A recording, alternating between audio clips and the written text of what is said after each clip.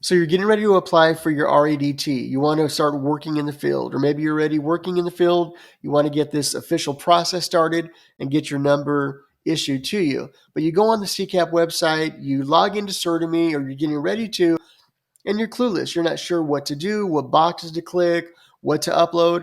I'm going to do you a favor and walk you through step by step through the RADT application in Certemy. And if you like, you can pause this video as you walk through it, pull up an extra browser, work on your application at the same time. And I promise you, when we're completed with this video, your application will be done and ready to submit, get checked off, and verified. And all I ask for you to do is like this video, subscribe to our channel, and hit the notification bell to make sure you don't miss any of our videos, because they will help you when it comes through navigating through the process of certification.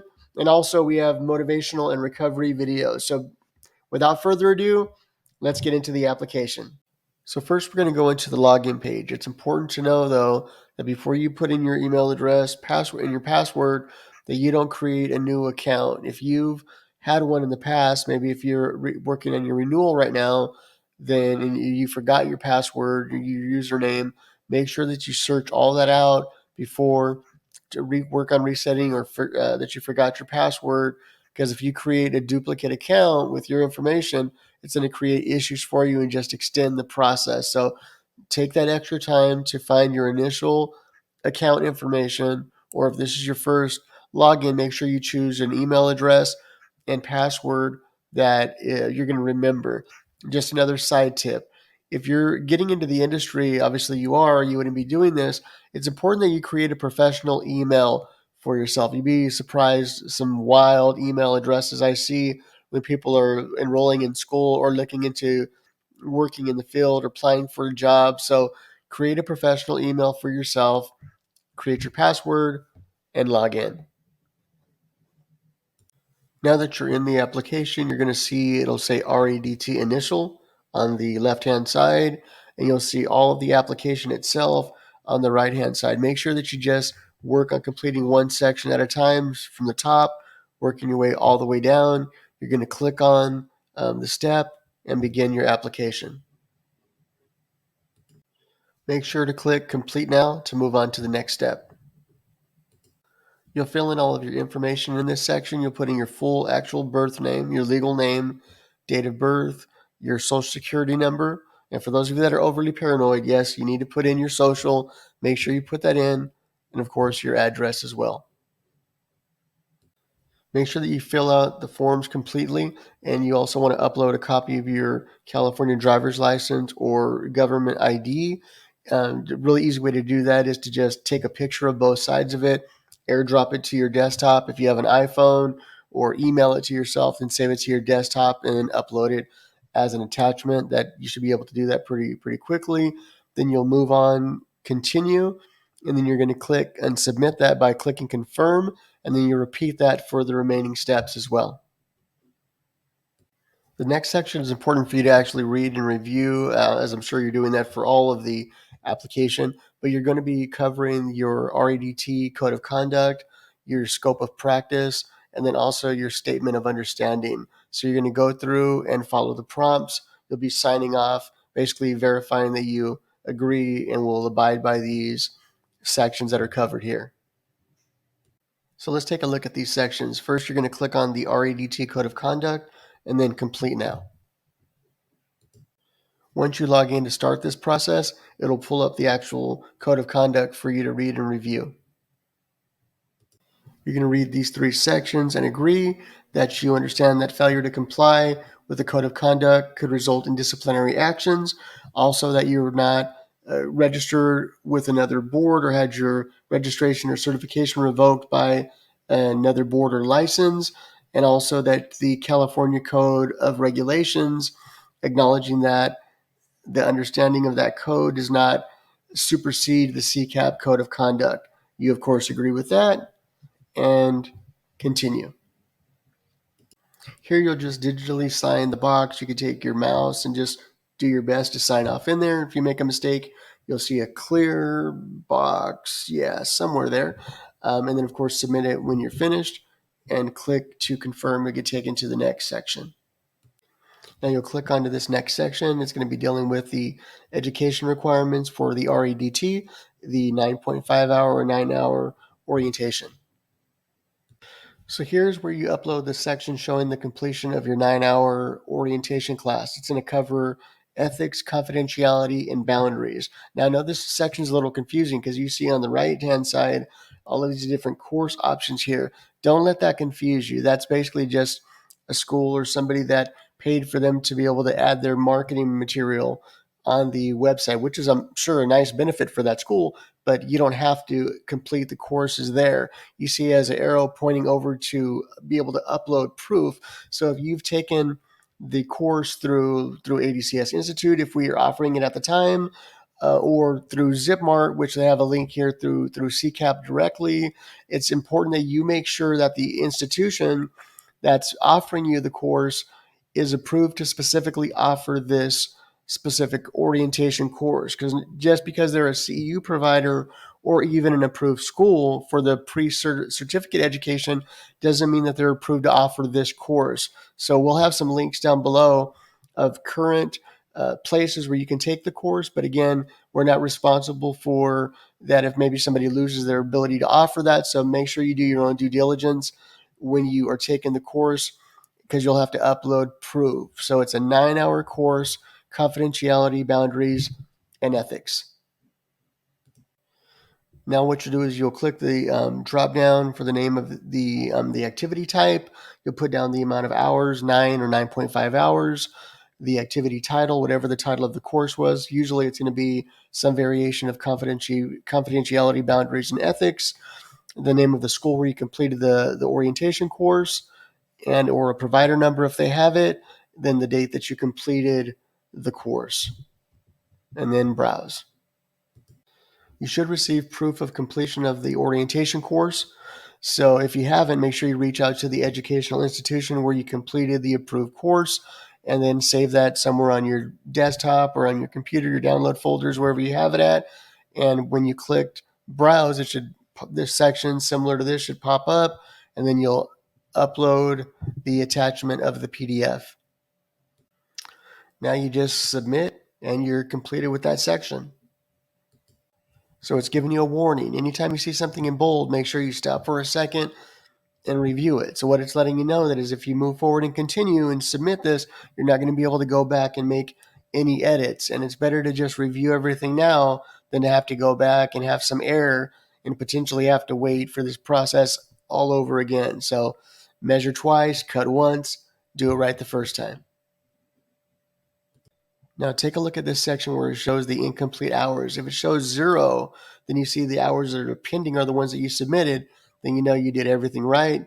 You're good. Take a deep breath and relax. You're on your way to getting it completed and getting your RADT designation number issued out to you.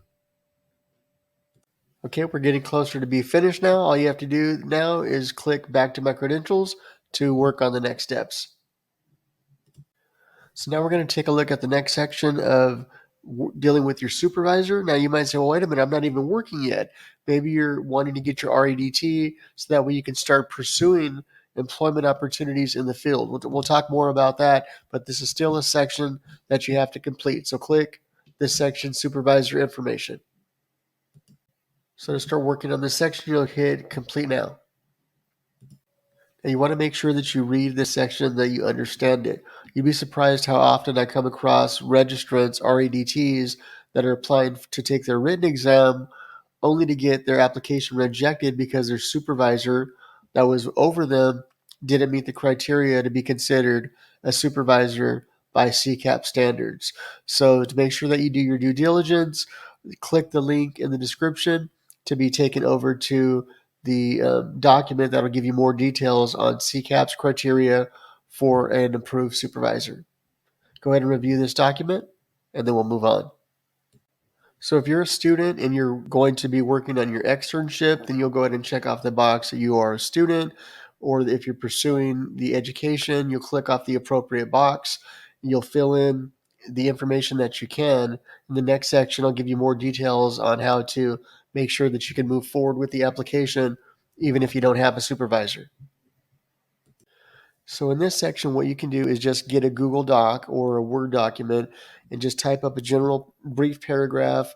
My name is what have you, indicate your status.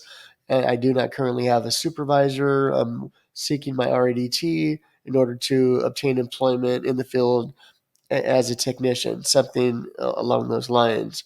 And I'll put in a draft in the description of a general template that you can use for the letter if you're a student or you're seeking employment and you don't currently have a supervisor. You'll take that document and then you'll upload it as an attachment so that way you can continue and move forward. Now, if you are working, you'll need to put in your supervisor's information. And again, you can click the link here or in the description to be taken over to the qualifications for a CCAPP approved supervisor.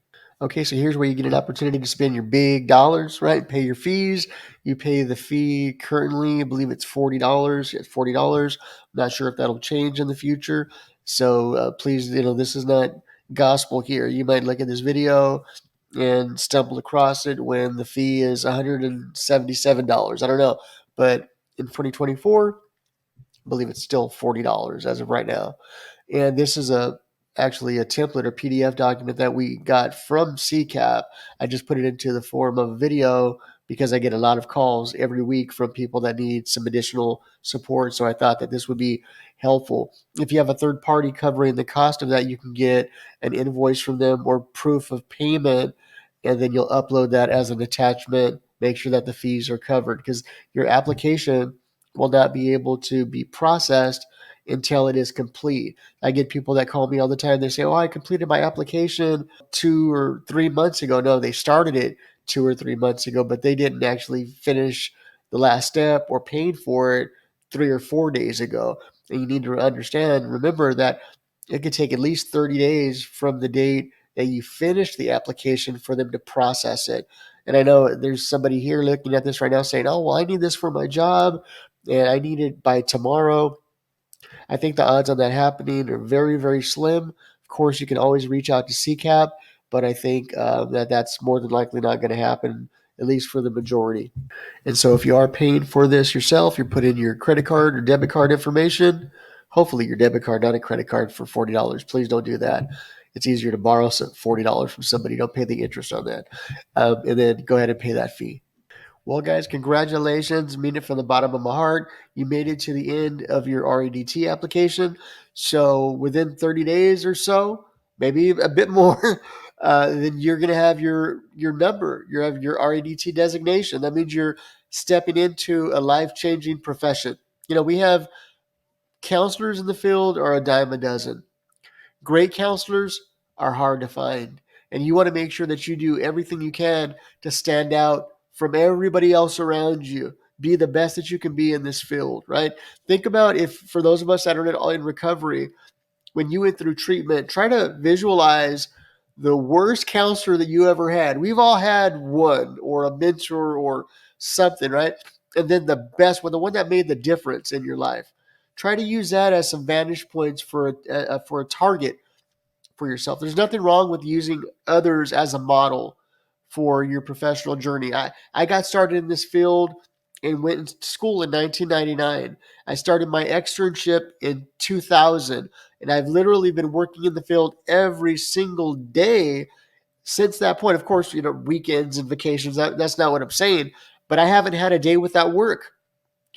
On the contrary, I'm always getting job offers, especially after being in the field all this long. So there's a lot of growth opportunity in this field. So when you are ready to renew your RADT, your RADT, you need to don't wait till the last minute. But when you're working on the point of registering and your renewal, then you need to complete 45 clock hours from a CCAPP approved educational institution.